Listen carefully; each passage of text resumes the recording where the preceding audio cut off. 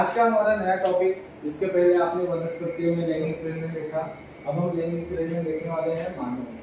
तो मानव में लैंगिक प्रजनन दो जनक की आवश्यकता होती है, पुरुष प्रजनन, स्त्री प्रजनन। तो अगर पुरुष प्रजनन की बात की जाए तो पुरुष प्रजनन में जो सबसे आवश्यक अंग होता है उस आवश्यक अंग को कहा जाता है वृषण, और मादा में जो आवश्यक अंग होता है उसे कहा जाता है अंडाशय। अब इसे आवश्यक क्यों कहा जाता है? आवश्यक इसका मतलब कि सिर्फ वृषण ही आवश्यक है, बाकी सारी चीजें अनावश्यक है, ये चीजें बोलने की जरूरत नहीं है। ठीक है, यहाँ पर क्या है कि आवश्यक चीजों की बात की जाए तो जैसे वृषण के अंदर शुक्राणु का निर्माण होता है और अंडाशय के अंदर डिंब का निर्माण होता है। तो जैसे कि अगर मानव की अगली पीढ़ी को लेकर आना है तो अगर किसी भी नर या मादा के पास ये सारी चीजें छोड़ के अगर वृषण और अंडाशय है तो वो अपनी अगली पीढ़ी को लेकर आ सकता है। जैसे कि इसके बाद वाला जो टॉपिक है आधुनिक तकनीक से प्रजनन करना, तो उसमें आपको पता चलेगा कि वृषण और अंडाशय क्यों आवश्यक है, क्योंकि जो अगली पीढ़ी आने वाली है वो शुक्राणु और अंडाशय में जो डिंब होता है उसी की सहायता से आने वाला है। इसीलिए नर में वृषण को आवश्यक कहा जाता है और मादा में अंडाशय को आवश्यक कहा जाता है।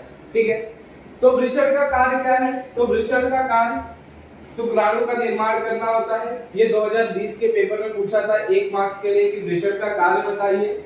उसके ऊपर आता है इस तरीके से, तो जैसे कि हम वृषण की बात करते हैं, वृषण में शुक्राणु का निर्माण होता है, उसके ऊपर क्या होता है? अधिवृषण। तो अगर मैं अधिवृषण की बात करूं तो ये अधिवृषण में जो शुक्राणु अपरिपक्व होते हैं, अपरिपक्व मीन्स जिनका अच्छे से डेवलपमेंट नहीं हुआ होता, वो अधिवृषण से वृषण की तरफ जाते हैं और वो क्या होते हैं? अपरिपक्व से परिपक्व की ओर परिपक्व बन जाते हैं। उसके बाद क्या होता है कि किसी रीजन के शिश्न में कुछ हलचल होती है जिससे वृषण से शुक्राणु क्या होते हैं? ये शुक्र नलिका से जब नीचे आते हैं, यहाँ से शिश्न से बाहर निकलते हैं, तो उस वक्त सिर्फ वृषण से क्या निकलता है? शुक्राणु निकलता है। बट वह शुक्राशय और प्रोस्टेट ग्रंथि के साथ मिलकर वह क्या बना लेता है? वीर्य बना लेता है। क्या बना लेता है? वीर्य, जो कि शुक्राणु के साथ होता है और शुक्राणु के साथ एक सफेद लिक्विड होता है, सफेद द्रव होता है। तो सफेद द्रव और शुक्राणु मिलकर क्या बनाते हैं? वीर्य बनाते हैं। और ये जो सफेद द्रव होता है वो कहां से मिलता है? शुक्राणु और प्रोस्टेट ग्रंथि के द्वारा मिलता है। उसी के साथ साथ यहाँ पर आप देख रहे रहोगे बाकी सारी चीजें, कॉपर ग्रंथि, प्रोस्टेट ग्रंथि, शुक्राशय।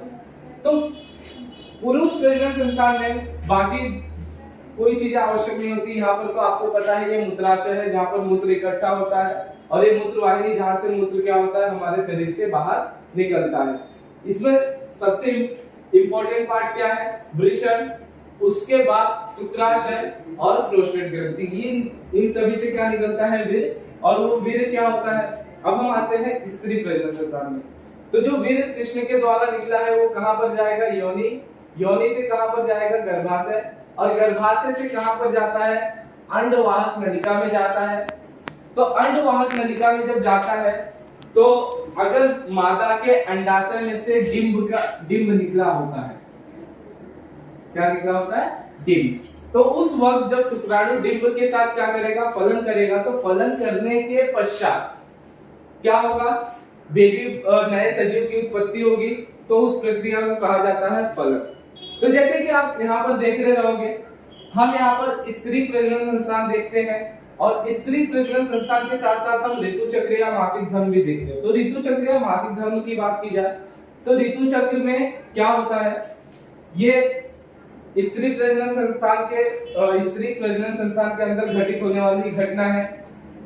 अब हमारे लिए स्त्री प्रजनन संस्थान क्यों आवश्यक होता है? क्योंकि जैसे कि आप सभी को पता है कि स्त्री प्रजनन संस्थान में बहुत सारे बदलाव होते हैं, उनको बहुत सारे कठिनाइयों का सामना करना पड़ता है। जैसे ऋतु चक्र। ऋतु चक्र के बाद अगर कोई मादा के गर्भाशय में अगर नए सजीव की उत्पत्ति हो रही है तो उसे 9 महीने तक रखना और उसके बाद बेबी को बॉर्न करना, ये सारी की सारी चीजें कहाँ पर होती है?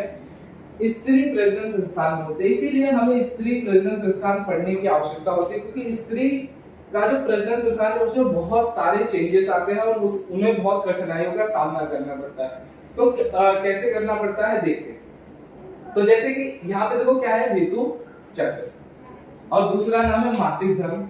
तो बहुत से बच्चे जब यहाँ पे धर्म की नाम आती है तो धर्म से भगवान को जोड़ लेते हैं, लेकिन यहाँ पर ऐसा धर्म नहीं है। ये मासिक धर्म या ऋतु चक्र की इसलिए बोला गया है क्योंकि मासिक का मतलब होता है महीना। तो ये जो मासिक धर्म होता है हर एक स्त्री में 11 से 13 वर्ष में इसकी शुरुआत होती है और 45 से 50 वर्ष तक चलता है। तो जब स्त्री में ये मासिक धर्म की शुरुआत होती है और जब तक खत्म नहीं होता तब तक स्त्री प्रजनन संस्थान में ये जो मासिक धर्म या ऋतु चक्र है हर महीने 28 से 30 दिन के बाद इसकी पुनरावृत्ति होती है, इसीलिए इसे कहा जाता है ऋतु चक्र या मासिक धर्म। अब ऋतु चक्र की शुरुआत कैसे होती है? तो किसी भी मादा में या स्त्री में जब ऋतु चक्र आता है तो उस वक्त हमारे मस्तिष्क में एक पीयूषिका ग्रंथि होती है। उस पीयूषिका ग्रंथि से हमारे शरीर में एफएसएच और LH, FSH follicle stimulating hormone, Hindi में पुट्टिका ग्रंथि संप्रेरक, एलएच ल्यूटिनाइजिंग हार्मोन, ल्यूटिनाइजिंग संप्रेरक। जब यह शरीर में स्रावित होता है तो वह स्त्री प्रजनन संस्थान में जाके क्या करता है, कुछ बदलाव लाता है।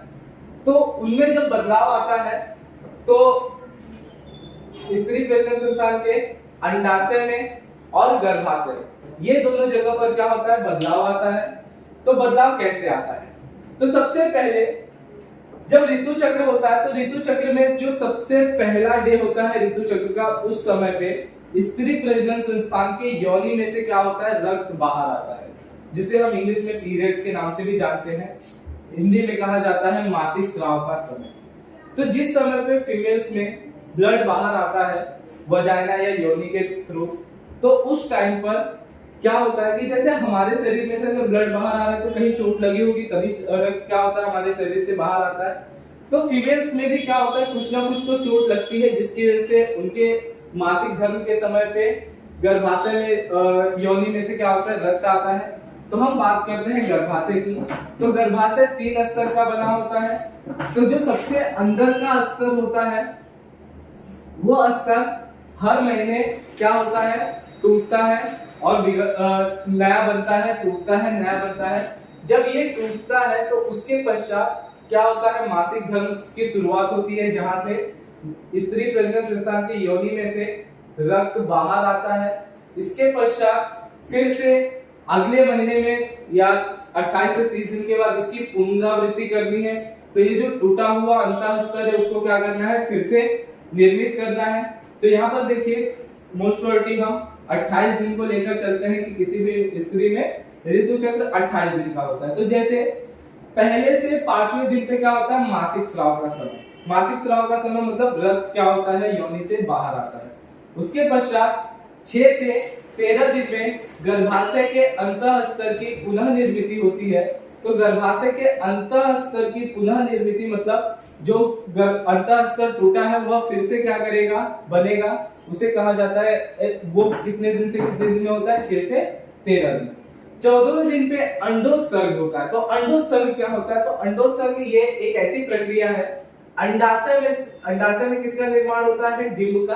तो जैसे कि यहाँ पर आप देख रहे हो ये अंडाशय का भाग है, इस अंडाशय में से डिंब क्या हो रहा है, बाहर की ओर आ रहा है। तो इस प्रक्रिया को कहा जाता है अंडोत्सर्ग। इस प्रक्रिया को कहा जाता है अंडोत्सर्ग। तो अंडोत्सर्ग में क्या होता है, ये डिंब क्या होता है, अंडाशय से बाहर आता है। जब ये डिंब बाहर आता है तो इसके साथ साथ एक डिंब और एक पित्तपिंड की निर्मिति होती है, जिसमें से जो अंडाशय होता है वो एस्ट्रोजन संप्रेरक को स्रावित करता है, पित्तपिंड जो होता है वो प्रोजेस्टेरोन को स्रावित करता है। तो ये दोनों भी संप्रेरक क्या करते हैं, स्त्री प्रजनन संस्थान में जब नए सजीव की उत्पत्ति होती है तो ये दोनों क्या करते हैं, बहुत हेल्प करते हैं, मदद करते हैं, इसीलिए ये दोनों संप्रेरक क्या है, स्त्री प्रजनन संस्थान में सहायक है। तो इसी के साथ साथ प्रोजेस्टेरोन और एस्ट्रोजन स्रावित होते हैं। अब देखिए क्या होता है, देखो यहाँ पर मैंने पित्त पिंड के बाद श्वेत पिंड बनाया है, तो ये श्वेत पिंड की निर्मित कब होती है, ध्यान दो। अब ये जो डिंब बाहर निकला है, ये डिंब के साथ दो पॉसिबिलिटी हो सकती है। एक तो इस डिंब का फलन हो जाए, दूसरा इस डिंब का फलन ना। अगर डिंब का फलन होगा तो पित्त पिंड का रूपांतरण श्वेत पिंड में नहीं होगा, और फलन हो गया तो जो 28 से 30 दिन के बाद ऋतु चक्र की जो पुनरावृत्ति हो रही है, वो ऋतु चक्र की पुनरावृत्ति क्या हो जाएगी, यहाँ पर समाप्त हो जाएगी। कब तक समाप्त रहेगी, जब तक नया सजीव बॉर्न नहीं हो जाता या पैदा नहीं हो जाता तब तक। फलन नहीं हुआ तो क्या होगा, ये जो पित्त पिंड है ये किसमें रूपांतरित हो जाएगा, श्वेत पिंड में। उसके पश्चात ये जो ऋतु चक्र है, ये ऋतु चक्र 28 से 30 दिन के बाद इसकी पुनरावृत्ति पुनः हो जाएगी, तो इसे कहा जाता है ऋतु चक्र। तो इस ऋतु चक्र के द्वारा ही अनुमान लगाया जाता है कि स्त्री कब मादा बन सकती है और कब नहीं बन सकती, क्योंकि ऋतु चक्र के द्वारा ही डिंब की निर्मित हो रही ना। हम भले ही कितने भी शुक्राणु को योनि के अंदर प्रवेश करा लें, लेकिन जब तक डिंब नहीं होगा तब तक कोई भी स्त्री मादा नहीं बन सकती, क्योंकि स्त्री को मादा बनने के लिए किसकी आवश्यकता है, डिंब। और ये डिंब किस समय पर बाहर निकल रहा है, अंडोत्सर्ग के समय पे, तो इसे कहा जाता है ऋतु चक्र। इसीलिए स्त्री प्रजनन संस्थान में ऋतु चक्र क्या है, बहुत आवश्यक है। तो इसी तरीके से हमारा पुरुष प्रजनन संस्थान, स्त्री प्रजनन संस्थान और ऋतु चक्र समाप्त होता है।